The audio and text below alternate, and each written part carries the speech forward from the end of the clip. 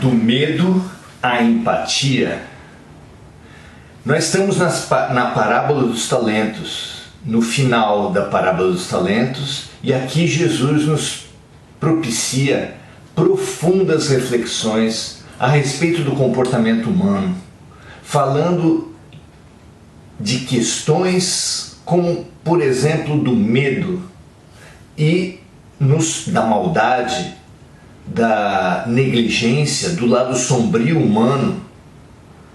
E esse estudo é fundamental para nós podermos compreender a humanidade, compreender a nós mesmos, porque é muito comum que a gente, ao lidar com as sombras, ao lidar com o lado menos feliz da alma humana, dos comportamentos humanos, que a gente aponte para os outros, que a gente diga que são os outros, na nossa família, no nosso casamento, nas discussões políticas. Sempre o inferno são os outros, como ironiza Jean-Paul Sartre. Mas o estudo das sombras também é fundamental para estudar a nós mesmos. É importante a gente admitir, aceitar, investigar, estudar e tratar as nossas sombras. E é isso que nós vimos na passagem de hoje, propiciando para a gente um avanço nesse sentido. O que diz Jesus nessa passagem final? Então a gente lembra que a parábola dos talentos fala de um senhor que, tendo decidido viajar por algum tempo, reuniu seus 3 servos e deu-lhes dinheiro. A um 5 talentos, ao outro 2, ao outro 1, e tratou com eles que na volta da viagem ele tomaria contas, ele chamaria os servos a apresentar suas contas com relação às moedas, ao dinheiro que à época chamava-se talento. E assim eles comprometeram, assim eles fizeram. Ele viajou e depois de alguns anos ele volta e, tomando contas, chamando seus servos à prestação de contas, teve dos primeiros 2 servos, aqueles que receberam 5 e 2 talentos, uma agradável surpresa, porque eles tinham negociado com os talentos e aquele que recebeu 5 entregou ao patrão outros 5, aquele que tinha recebido 2 entregou ao patrão outros 2. E aqui fala-se da prestação de conta do último servo, aquele que tinha recebido 1 talento. Como chega até nós esse momento? Diz assim, lá em Mateus 25, versículos 24 a 26. Mas chegando também o que recebera 1 talento, disse: Senhor, eu conhecia-te, que és um homem duro, que ceifas onde não semeaste e ajunta onde não espalhaste. E atemorizado, escondi na terra o teu talento. Aqui tens o que é teu. E devolveu 1 talento para o patrão. Respondendo, porém, o seu senhor disse-lhe: mau e negligente servo. Pessoalmente é muito significativo, porque eu sempre me identifiquei com esse servo. Então, se eu recebesse dinheiro do meu patrão, eu ia negociar com ele, sabendo que ele é rígido. Aqui há uma infinidade de códigos para nós estudarmos, para nós pensarmos. Primeiro, ele está falando sobre um servo que ele considera mau e negligente. E essas 2 condições, elas resumem todas as sombras da humanidade, da alma humana. Por quê? Porque nós convivemos com o erro. Ninguém consegue viver especialmente num planeta de provas e expiações, mas em todo lugar, sem a experiência do erro, porque ninguém vive, ninguém aprende, ninguém respira sem errar. É natural. Só que a experiência do erro abre duas possibilidades. Ou você erra com os outros, ou os outros erram com você.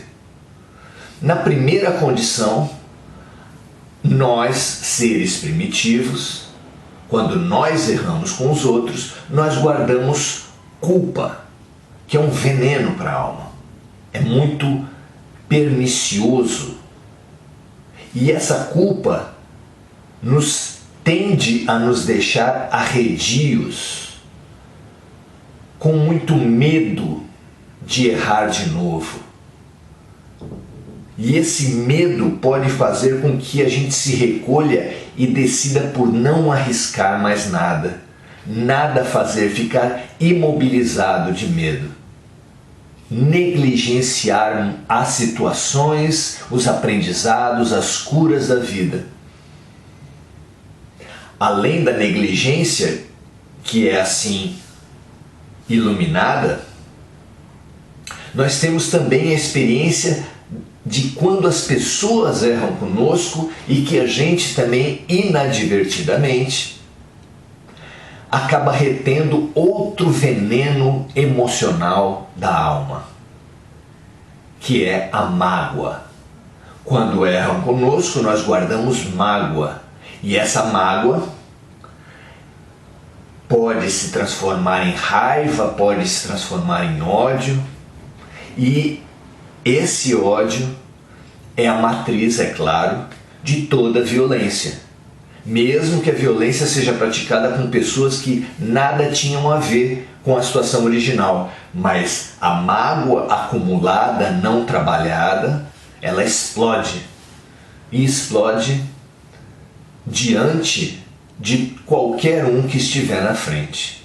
Eis a matriz da maldade, da violência, da destrutividade. Então, não foi à toa que Jesus usou essas palavras aqui. Mau e negligente. O servo sombrio, o nosso lado sombrio, é um lado que trabalhou muito mal o erro, que acumulou mágoas e culpas a ponto desse sentimento acabar explodindo em maldade e negligência.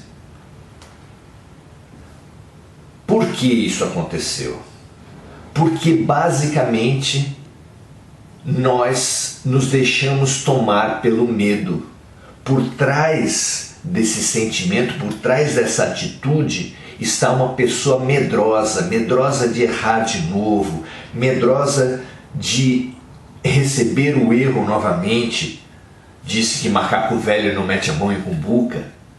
Esse medo nos isola do mundo, nos impede de viver. E a gente acaba despejando esse veneno sobre nós e sobre os outros. Muito interessante que a gente possa pensar essa situação.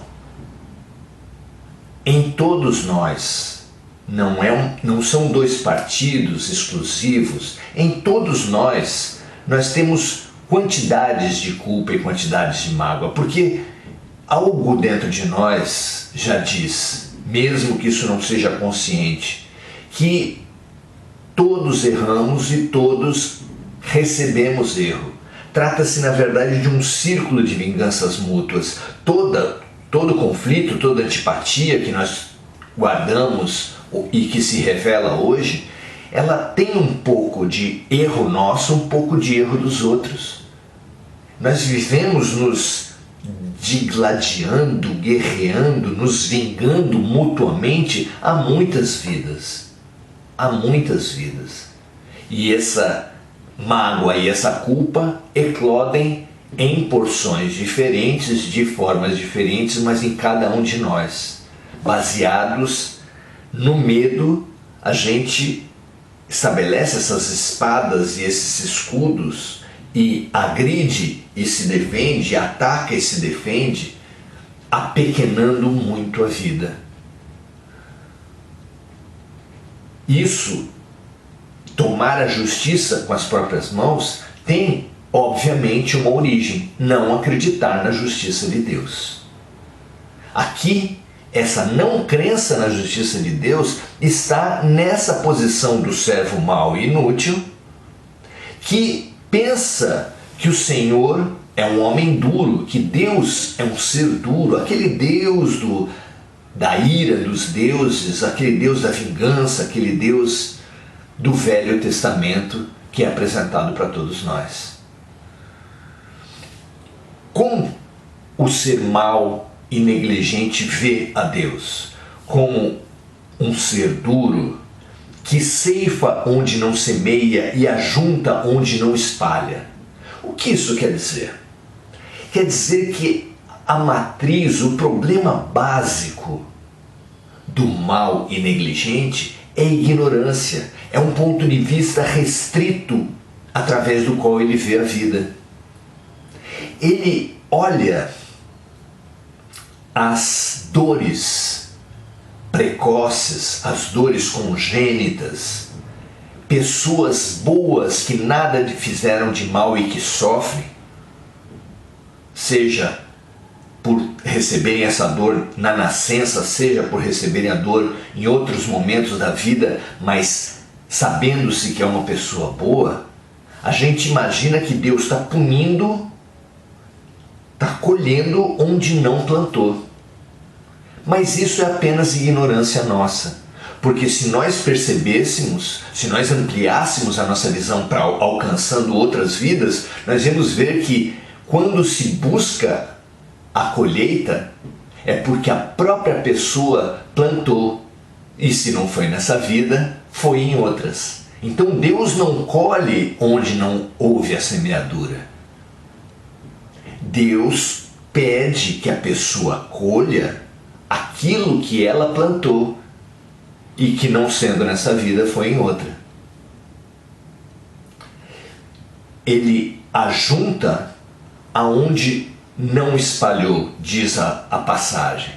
Mas é claro que nós só recolhemos aquilo que nós espalhamos.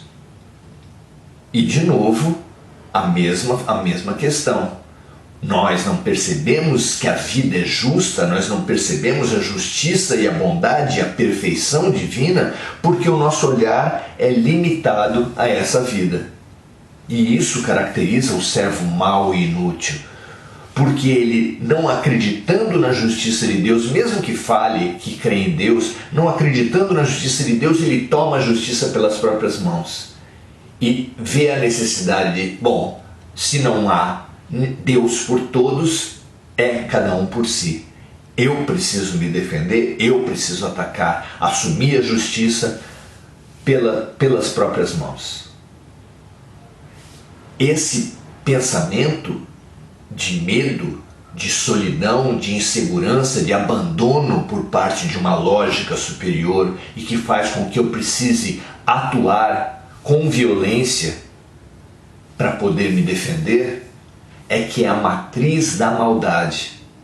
Os maus são seres que se sentem abandonados, que não conseguem visualizar o bem que está por trás dos aparentes males, as oportunidades que estão em meio às limitações. E justamente por isso é que nós precisamos trabalhar as nossas sombras, a nossa maldade, a nossa negligência, ampliando o nosso ponto de vista, estudando outras possibilidades, entendendo a lei do karma, a lei de ação e reação, como tudo na vida é bom e justo, como não cai realmente uma folha de uma árvore que não seja pela vontade de Deus. Aprendendo esse mecanismo perfeito, aprendendo a acreditar na bondade e na justiça de Deus, gradativamente nós veremos a inutilidade de assumirmos a justiça com as próprias mãos, desenvolvendo a confiança que é a base da fé. Que todos nós aprendamos a ter olhos de ver a ação de Deus no mundo, a justiça de Deus no mundo e a inutilidade, o atraso, a negligência, a maldade às quais se destina o homem que não confia, que não tem fé. Que assim seja para todos nós. Pacifiquemo-nos pela fé. Conquistemos a fé pelo raciocínio. Entendamos as leis através das quais a bondade e a justiça de Deus opera em absolutamente todas as situações. Disso resultará a absoluta inutilidade, doença, ignorância, que é a maldade e a negligência, as nossas sombras. E assim nós estaremos dispostos à luz. Um grande abraço e até a próxima.